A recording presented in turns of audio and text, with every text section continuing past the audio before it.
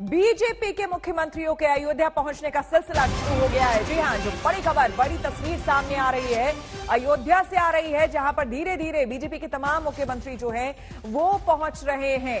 थोड़ी ही देर में सभी बीजेपी नेता और सीएम यहां पर पहुंच जाएंगे। हर की पैड़ी, राम की पैड़ी यहां पर पहुंचेंगे। जेपी नड्डा के साथ भी सभी राम लला के दर्शन करने वाले हैं। लेकिन इसके पहले राम की पैड़ी पर मुख्यमंत्री और उनके परिवार दुग्धाभिषेक और सरयू पूजा करेंगे। करीब 1 बजे हनुमानगढ़ी मंदिर पहुंचेंगे। इसके बाद राम जन्मभूमि पहुंचेंगे। आपको बता दें पूरा कार्यक्रम दरअसल क्या रहने वाला है। दोपहर 2 बजे राम जन्मभूमि पहुंचने का बीजेपी नेता का कार्यक्रम है। जेपी नड्डा पहुंच रहे हैं यहां पर।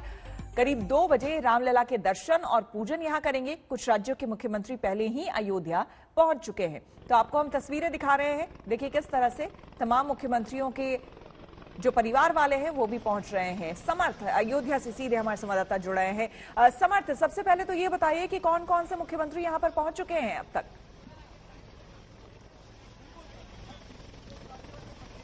देखिए, बीजेपी के राष्ट्रीय अध्यक्ष जेपी नड्डा यहां पर अयोध्या पहुंच चुके हैं। इसके अलावा कुल 8 सीएम्स को भी बीजेपी के यहां पर आना है और उसमें से कुछ सीएम्स यहां पर पहुंच चुके हैं। मैं इस वक्त यहां पर सरयू घाट पर मौजूद हूं और आपको तस्वीरों के जरिए दिखाऊं अगर तैयारियां, तो उन सीएम्स की तैयारियां ये इस तरह से की गई हैं कि पूरा सरयू घाट फूलों से लद गया है। कलश रखे हैं, दुग्धाभिषेक की तैयारियां हो गई हैं, नौकाएं सज गई हैं और साफ सफाई का काम अभी भी चल रहा है। तो ये तस्वीरें बयां कर रही है कि काशी के बाद अयोध्या मॉडल को दिखाने की तैयारी किस तरह से यहां पर करी गई है। यूपी चुनाव जिस तरह से नजदीक है और ठीक एयरपोर्ट के बाद कुछ देर वो विश्राम होटल में करेंगे और उसके बाद ठीक वो सरयू घाट पर आएंगे। यहां पर मंत्रोच्चार होगा, मां सरयू की पूजा होगी और दुग्धाभिषेक होगा, जिसके बाद ये सारे सीएम्स और डिप्टी सीएम्स राम की पैड़ी पर कुछ वक्त बिताएंगे। जिसके बाद हनुमानगढ़ी यानी कि रामलला से पहले जिस तरह बजरंग बली के द्वार जाना पड़ता है वहां पर जाकर आशीर्वाद लेंगे और फिर ठीक सीधे वहां पर राम जन्मभूमि परिसर में जाएंगे और वहां पर जो कंस्ट्रक्शन वर्क चल रहा है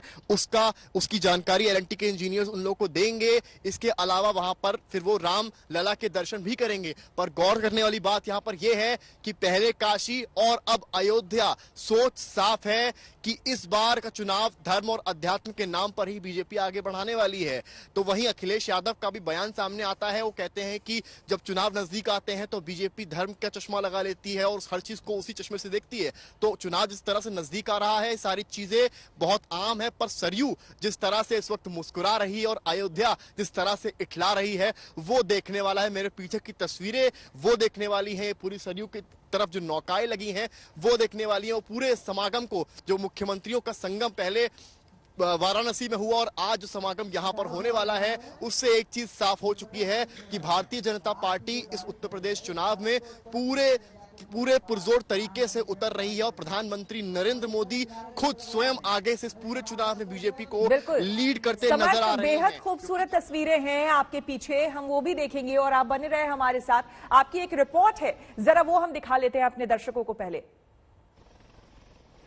भाजपा शासित राज्यों से सीएम और डिप्टी सीएम आने वाले हैं, उसको लेकर माहौल बना हुआ है। मेरे पीछे आप देखेंगे सरयू घाट है। यहाँ पर कई अयोध्या वासी हैं जो यहाँ पर आरती के लिए, यहाँ पूजन के लिए आए हैं और जिस तरह से आप देख सकते हैं यहाँ पर जिस तरह से वादन हो रहा है आने से पहले स्वागत के तौर पर। क्या नाम है आपका? ओम प्रकाश। आज यहाँ पर मुख्यमंत्री आ रहे हैं। मुख्यमंत्री आ रहे हैं आज की डेट में राम जन्मभूमि के बारे में। तो कैसा माहौल है अयोध्या में इस वक्त ओवरऑल? ये माहौल तो बहुत ही अच्छा है बाबूजी, और उसके बाद में समझ लीजिए राम जन्मभूमि बन जाएगा तो और अच्छा लगेगा। आप बजा के सुनाएंगे दर्शकों?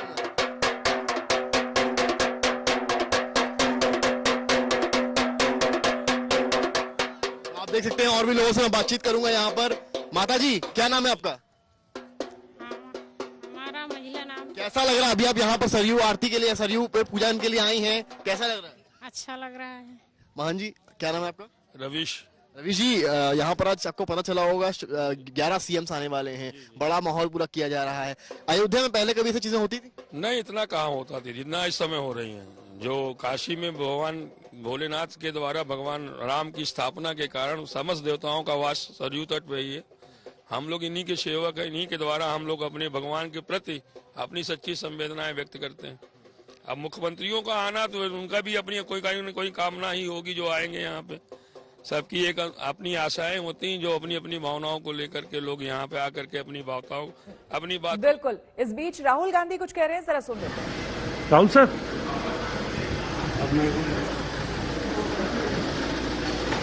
Rahul sir, anything on Lakhimpur, sir? You have given a notice also, sir. They are not allowing us to speak. That's why the house is being dismantled. Because हमने कहा कि ये जजमेंट आया है और उनके जो मंत्री हैं उसमें ये इन्वॉल्व है, तो हमने कहा कम से कम डिस्कशन तो अलाउ होना चाहिए, मगर वो डिस्कशन नहीं करना चाहिए। सर, आपको लगता है उनको रिजाइन करना चाहिए? Okay, thank you so much sir. आपको बता दें कि लोकसभा की कार्रवाई पहले ही स्थगित हो चुकी है और राहुल गांधी ने साफ तौर पर कहा कि दरअसल वो हमें सुन नहीं रहे हैं। सरकार को घेरते हुए एक बार फिर से राहुल गांधी ने कहा कि सरकार हमें सुन नहीं रही है और गृह राज्य मंत्री को इस्तीफा दे देना चाहिए। ये सवाल जब उनसे पूछा गया कि आपको क्या लगता है, गृह राज्य मंत्री को इस्तीफा देना चाहिए, साफ तौर पर उन्होंने कहा कि बिल्कुल देना चाहिए। और एक बार फिर से आपको हम बता दें कि चूंकि लोकसभा की कार्यवाही स्थगित हो गई है, गृह राज्य मंत्री के इस्तीफे की मांग कर रहा था विपक्ष लगातार और लोकसभा 2 बजे तक स्थगित कर दी गई है। ऐसे में राहुल गांधी बाहर आए और उनसे जब सवाल पूछा गया, मीडिया ने सवाल पूछा, तो साफ तौर पर उन्होंने कहा कि सरकार हमें नहीं सुन रही है, वो लोग हमें नहीं सुन रहे हैं।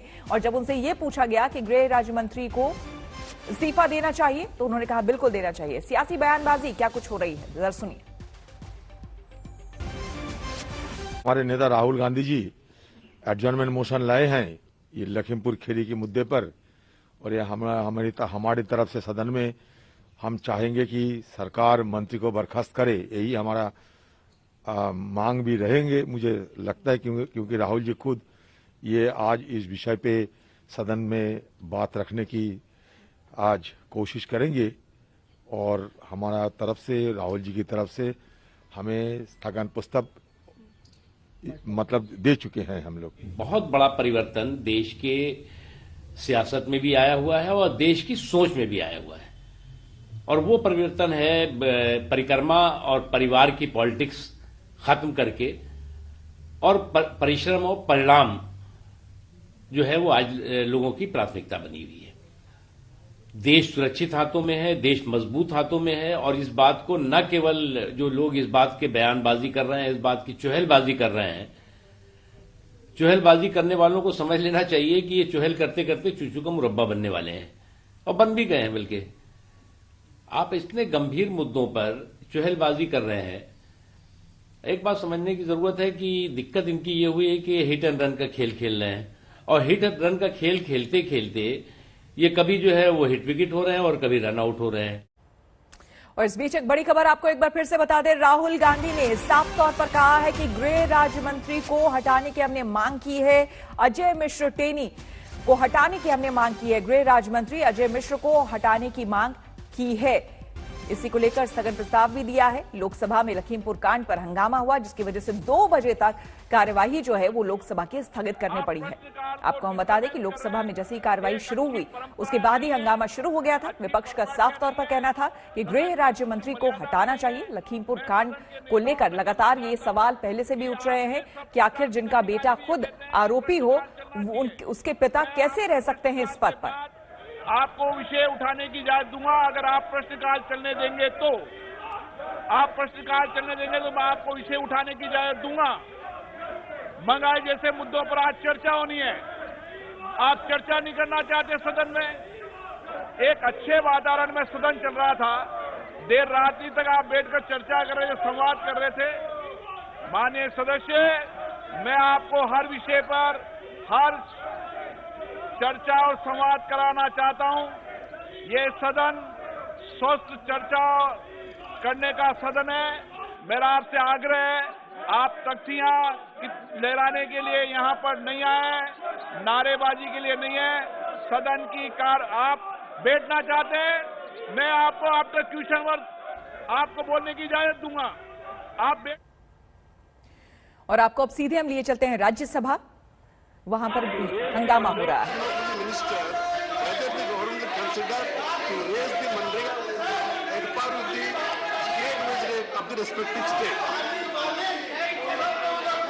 माननीय मंत्री जी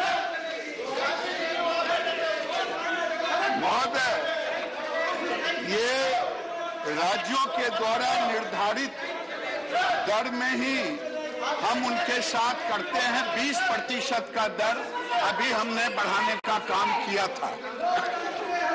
honourable M Thambidurai, honourable M Thambidurai.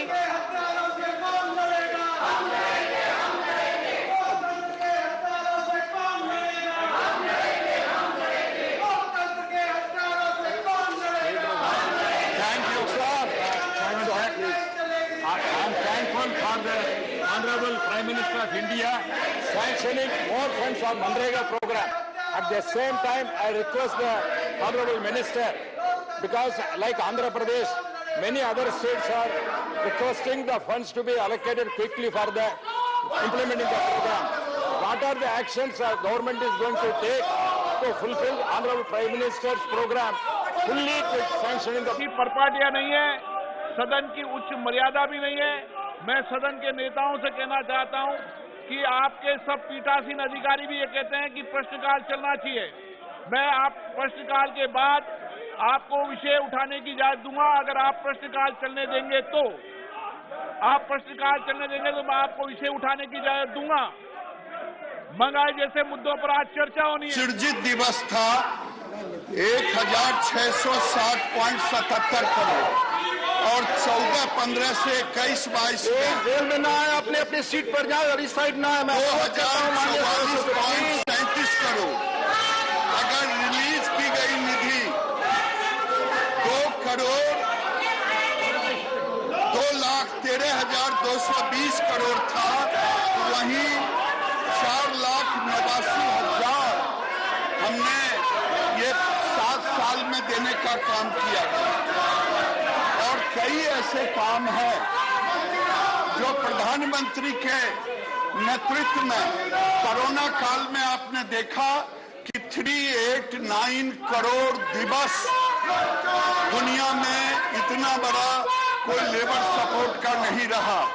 वो काम हमने करने का काम किया। केवल वही नहीं, कोई ऐसा राज्य नहीं जिसने जो पीढ़ी उनके साथ बात करके हमने पीडी दिवस मनाया, पर्सन डे दिवस। हमने उनके काम में पहले पंचायत में यूनिट था महोदय 60-40 का, हमने जिला किया। और इस वक्त की बड़ी खबर एक बार फिर से आपको बता दें, राहुल गांधी ने साफ तौर पर अजय मिश्र टेनी को हटाने की मांग रखी है। उन्होंने कहा कि लोकसभा में लखीमपुर कांड पर हंगामे के बाद उन्होंने साफ तौर पर कहा है कि हमने गृह राज्य मंत्री को हटाने की मांग रखी है। गृह राज्य मंत्री अजय मिश्र को हटाया जाए, मंत्री टेनी को हटाने की मांग हमने रखी है। राहुल गांधी ने एक बार फिर से इस बात को दोहराया। आपको बता दें, इसी मुद्दे को लेकर लगातार लोकसभा और राज्यसभा में हंगामा हो रहा है और लोकसभा की कार्यवाही 2 बजे तक के लिए इसी वजह से स्थगित करनी पड़ी। और राहुल गांधी जब निकले तो उनसे मीडिया ने जैसे ही सवाल पूछा, उन्होंने कहा कि सरकार हमें सुनने को तैयार नहीं। Speak on Lakhimpur Kheri, sir. We're trying. They're not allowing us to speak. That's why the house is being disrupted. Because हमने कहा कि ये जजमेंट आया है और उनके जो मंत्री हैं उसमें ये इन्वॉल्व हैं, तो हमने कहा कम से कम डिस्कशन तो अलाउ होना चाहिए, मगर वो डिस्कशन नहीं करना चाहते। सर, आपको लगता है उनको रिजाइन करना चाहिए? और क्या? यूपी में जारी सियासी घमासान के बीच लखीमपुर खीरी से बड़ी खबर सामने आ रही है। लखीमपुर खीरी कांड के सभी आरोपियों की एसआईटी टीम ने धाराएं बदलने की अर्जी दी है, जिसमें गैर इरादतन हत्या और रैश ड्राइविंग जैसी धाराओं को हटाकर इरादतन हत्या और संगीन आरोप लगाए गए हैं, जिसे कोर्ट ने मंजूरी दे दी है।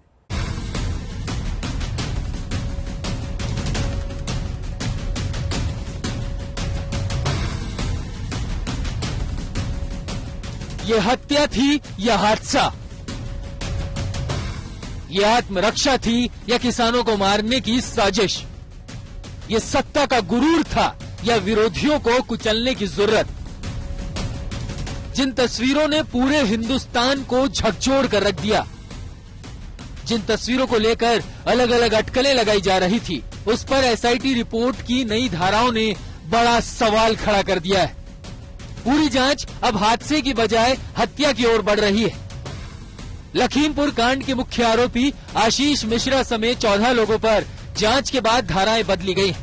सभी आरोपियों पर जानबूझकर प्लानिंग के साथ गैर इरादतन हत्या की धाराएं हटाकर इरादतन हत्या का आरोप लगाया गया है।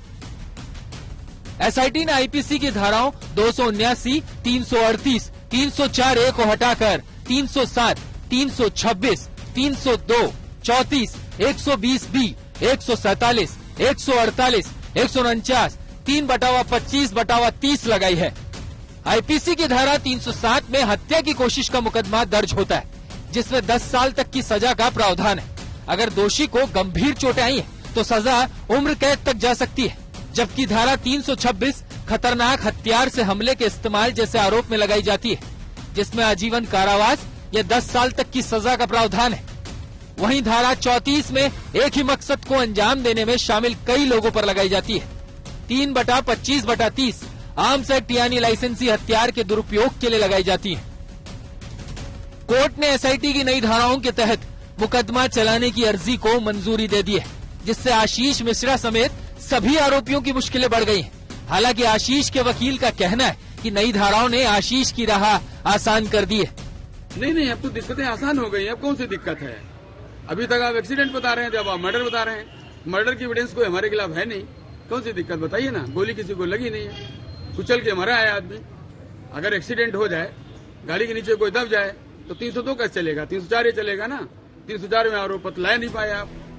आज आशीष मिश्रा समेत सभी आरोपियों को कोर्ट में पेश किया गया। वहीं आशीष के पिता केंद्रीय गृह मंत्री अजय टेनी उनसे मिलने जेल पहुंचे, जहां वो आज तक के सवालों से बचते नजर आए। आप जेल गए थे ना सर, बेटे से मुलाकात हुई है सर, क्या बातचीत हुई है सर आपकी? तो सर प्लीज सर क्या बातचीत हुई है सर? अरे भैया, आप जो अपने बेटे से बात करते हो वही हमारी अपने बेटे से बात। उधर विपक्ष लगातार लखीमपुर खीरी कांड को लेकर सरकार को किसान विरोधी बताने की कोशिशों में लगा हुआ है, जहां लगातार केंद्रीय गृह मंत्री अजय टेनी के इस्तीफे की मांग हो रही है। आज राहुल गांधी ने संसद परिसर से एक बार फिर लखीमपुर खीरी घटना का जिक्र किया। एक मंत्री ने किसानों को मारने का काम किया है। प्रधानमंत्री जानते हैं, उनके साथ उनकी टीम में है। हमने कहा उस समय भी डिस्कशन नहीं होने दी। जैसे इनको चुप किया है, वैसे ही उस समय भी हम सबको चुप किया। चार्जशीट के लिए 90 दिन का वक्त 4 जनवरी को पूरा होगा।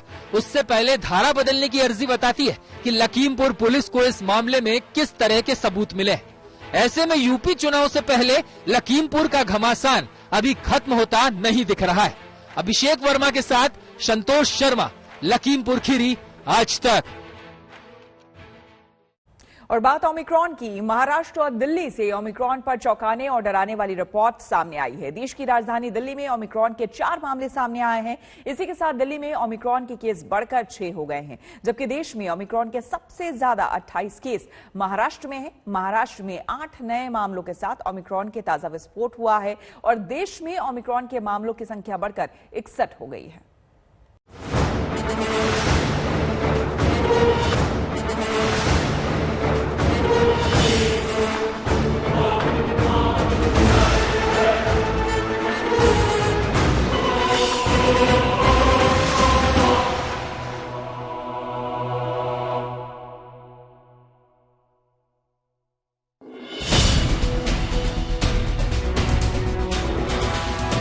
कोरोना वायरस का नया वेरिएंट ओमिक्रॉन को लेकर महाराष्ट्र पहले से ही हाई अलर्ट पर था।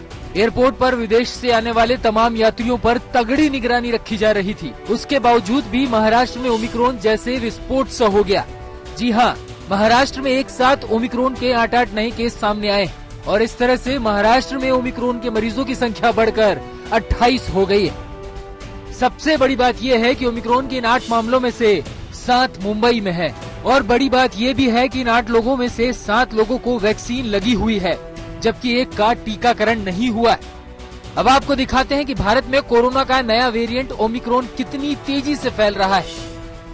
महाराष्ट्र में ओमिक्रॉन के अब तक 28 केस आ चुके हैं। राजस्थान में 13, गुजरात में 4, कर्नाटका में 3, दिल्ली में 6, केरल में 1, आंध्र प्रदेश में 1, चंडीगढ़ में 1 और इस तरह भारत में अब तक ओमिक्रॉन से कुल 57 केस हो चुके हैं। सिर्फ मुंबई ही नहीं बल्कि दिल्ली में भी कोरोना के एक साथ 4 नए केस आए और इस तरह से दिल्ली में ओमिक्रॉन से संक्रमित मरीजों की संख्या एकदम से बढ़कर 6 हो गई। ऐसे में सबको संभल कर चलने की चुनौती है। दिल्ली में विदेश से एयरपोर्ट आए कुल 74 लोगों को अब तक एलएनजेपी में भर्ती कराया जा चुका है।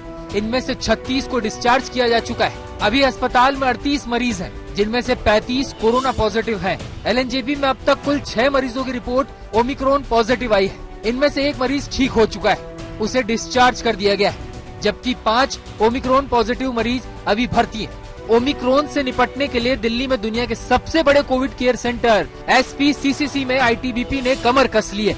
Sardar Patel Covid care centre में 650 से ज्यादा बेड्स तैयार किए गए।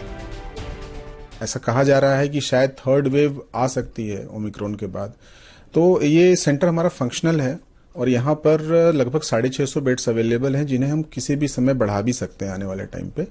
यहाँ पर 150 बेड्स ICU बेड्स हैं, जो कि PM केयर्स फंड से स्थापित किए गए थे। साथ ही साथ 500 और बेड्स हैं जो ऑक्सीजन बेड्स हैं। तो हमारे डॉक्टर्स, पैरामेडिकल और बाकी जो हमारी एडमिनिस्ट्रेशन की वहाँ पे टीम है दिल्ली प्रशासन के साथ, वो लगातार यहाँ स्थिति पर निगरानी रखे हुए हैं और बहुत शॉर्ट नोटिस में हम इसको शुरू कर सकते हैं। अभी भी हम पेशेंट्स लेने की स्थिति में हैं। देश के कई राज्यों में अब ओमिक्रॉन से निपटने के लिए 3T फॉर्मूले पर काम शुरू हो गया है। ये 3T फॉर्मूला है ट्रैकिंग, ट्रेसिंग और टेस्टिंग। जीनोम सीक्वेंसिंग के लिए 3 लैब है। सरकार नागपुर और औरंगाबाद में भी लैब शुरू करने पर विचार कर रही है। आज तक ब्यूरो।